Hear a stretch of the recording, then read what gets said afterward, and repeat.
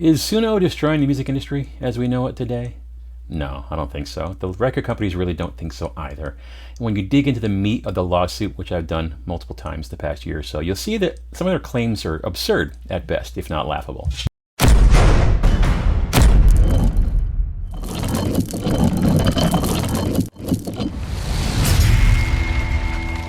So apparently Suno is destroying the music industry. At least that's what the record companies want you to believe. You know what the lawsuit they filed, claiming copyright infringement, the fact that they say they trained their models on copyrighted material.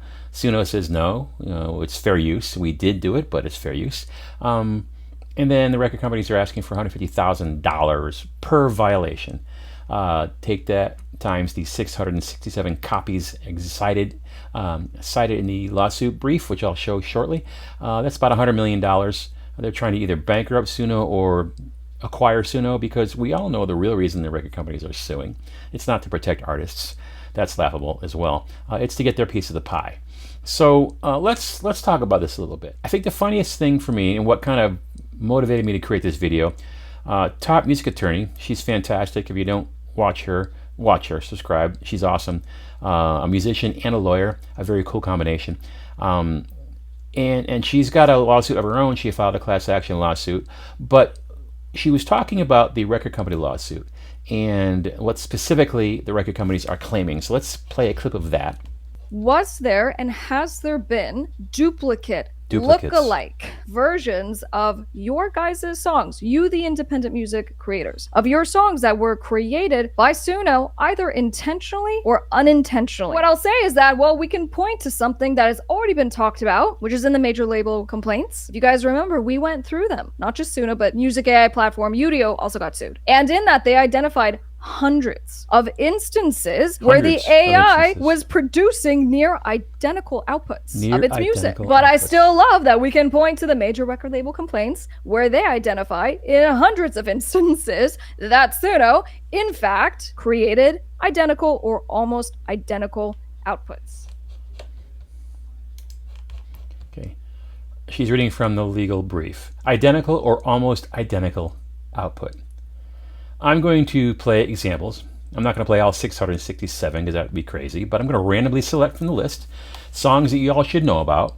I'm probably going to try to include copies of the originals, but in a case of irony, I might get a copyright strike for doing that. So we'll see. Maybe if I do a couple of seconds of each, we'll try it, and who knows, maybe I'll have to come back and edit the video and redo this. But I'm going to play examples because the assertion that Suno is creating exact copies of is silly. So let's listen to some examples, and we'll see what that sounds like. Okay, so I've got the complaint right here, filed last year.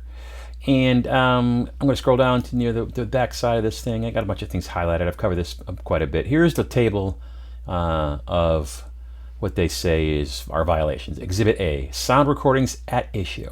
There's a bunch. Scrolling through quickly here, I scroll down to the very end. I'm sorry, it's not 667, it's 662. But we scroll down further and they give Exhibit B, additional Suno outputs resembling copyrighted recordings. They break them down into categories. We got style and melody similarity. And then you've got another category here, style similarity. Okay, so let's just take a look at, let's take a listen at some of these things. I'm just going to click at random. We got a bunch of things from Bill Haley in the comments. Let's just pick the second one here. So here is the Suno page. Now you'll notice they gave it a title from the lyrics.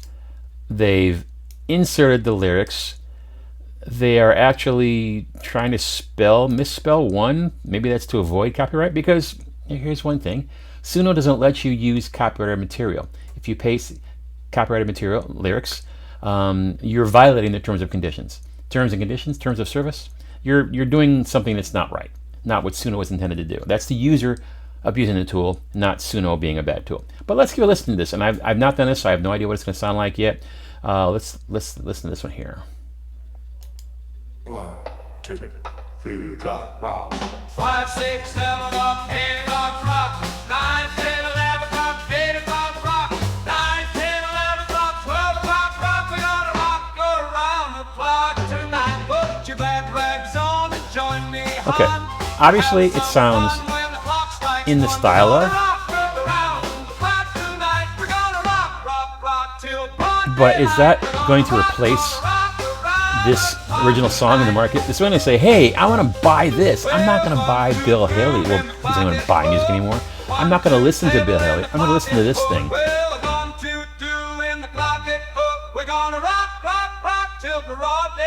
That's just horrible. Let's do another one. Let's find another one here. We'll stick with the same song for a second.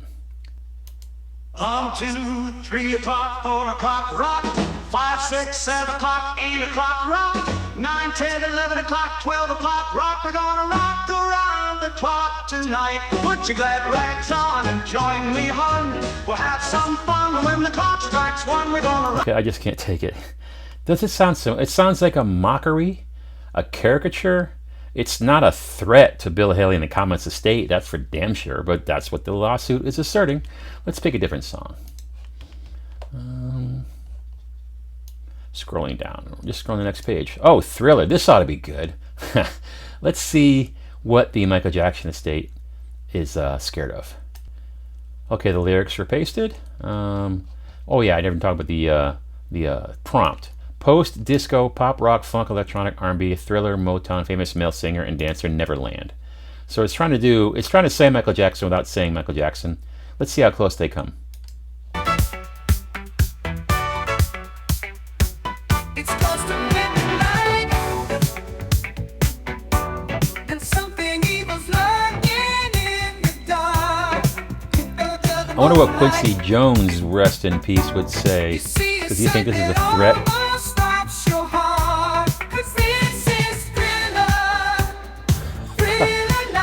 That's comical. To say that that's a soundalike, that's like calling me an Elvis impersonator. Hell, that's like calling me a Taylor Swift impersonator. Let's try another one. Same tempo. It's close to midnight, and something evil's lurking in the dark. More like a disco jam. Under the moonlight, you see a sight that almost stops your heart. Fast forward some.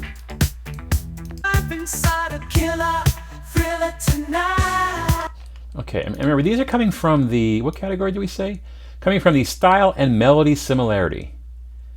How similar does it have to be before it's considered a threat? I just don't see it. Let's take a look at what we got here. Let's do Chuck Berry. You know, older school. Let's see. 1950s rock and roll, 12-bar blues, rhythm and blues. Okay, you can't copyright a 12-bar blues, for crying out loud. They got the lyrics. Again, they're violating the terms of service by inserting existing lyrics. Let's give a listen.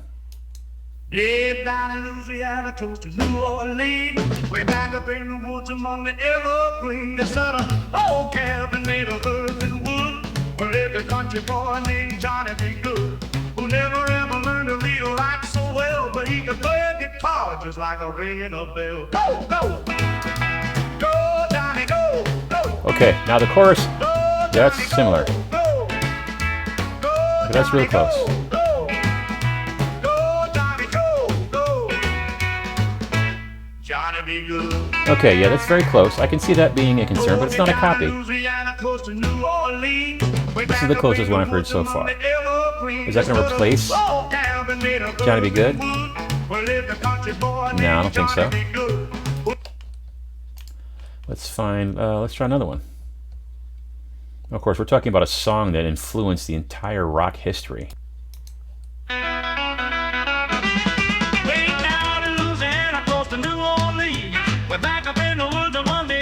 Let's get ahead here.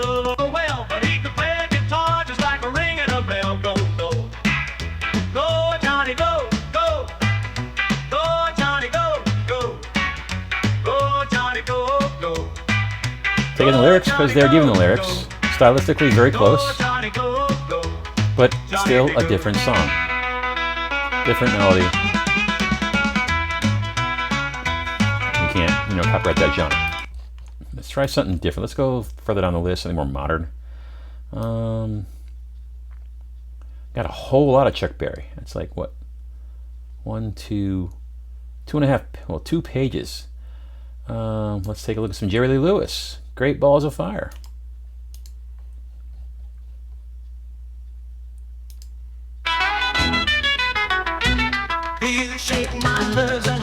Well, starts out as guitar. It mentions Jerry Lee Lewis in the prompt. Sun Studios, goes back well. That's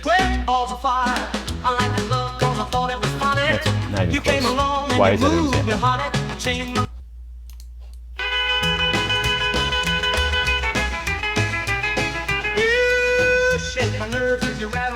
Didn't really realize that Jerry Lee Lewis plays guitar.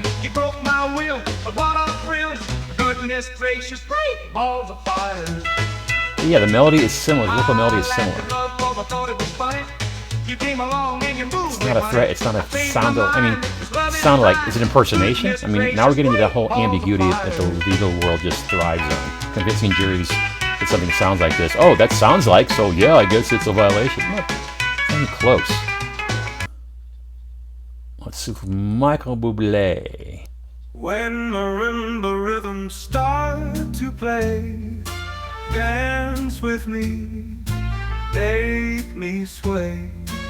Make me sway. Like a lazy ocean hugs the shore. Does that sound like the original? Is it a sound-alike or near sound-alike? Sway me more. It's an imitation, a bad imitation of a singer or style, but again, the prompt is trying to get the creation of this.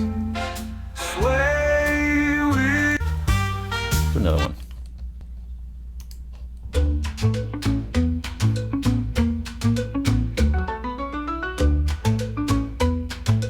Fun, happy music. Close, sway me more, like a flower bending in the breeze. Bend with me. I don't think it sounds anything like the original. When we dance, you have a way with me.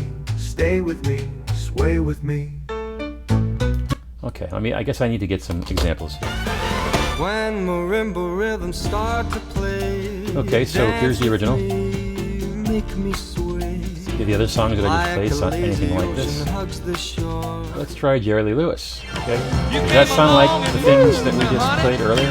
I've changed my mind. This love is fine. Let's go back. Different tempo. Guitar. Key. Not even close. Okay, let's go listen to Chuck Berry, Johnny Be Good. I'm going from the Chuck Berry website, or I'm sorry, the Chuck Berry YouTube channel. Let's see how far we get here. Classic. The birth of rock and roll, basically. Instrumental, great. I can already see him strutting. Let's go ahead for a second here. Entirely different song.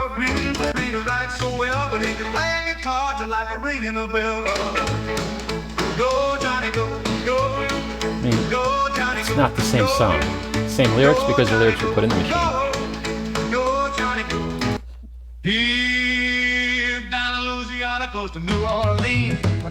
Not even similar.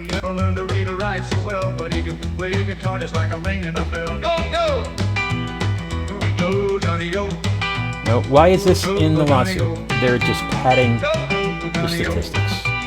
They're trying to create high numbers to scare juries and prove a point that's really not valid. Alright, let's try My Girl by The Temptations, another legendary recording here. Just a legendary recording. Let's go for a bit. Okay, very famous. We all know the song. I'm so gonna get a copyright strike. Let's see, let's try My Girl here. Let's just go with the first one.